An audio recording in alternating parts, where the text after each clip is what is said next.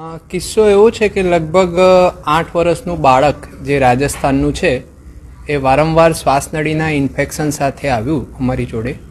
એમાં બાળકના પેરેન્ટ્સને પૂછવામાં આવ્યું તો એમણે એવું કીધું કે લગભગ 6 થી 8 મહિના પહેલાં રમતા રમતા દેશી બોરનો ઠળિયો ગળી ગયું હતું.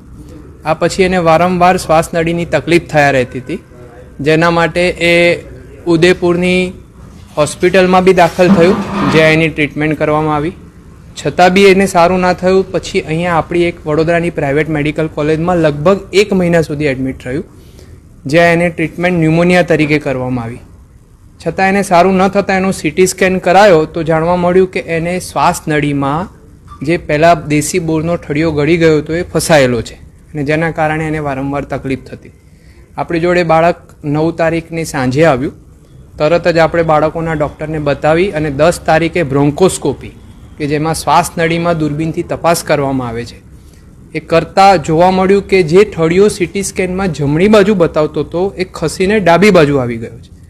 એ ઠળિયો આપણે રિમૂવ કરી દીધો છે અને બાળકની સ્થિતિ અત્યારે એકદમ સારી છે.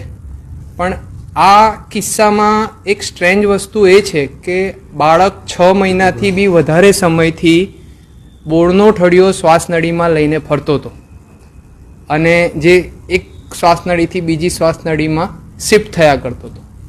અત્યારે બાળકની કન્ડિશન સારી છે, ઇમ્પ્રૂવ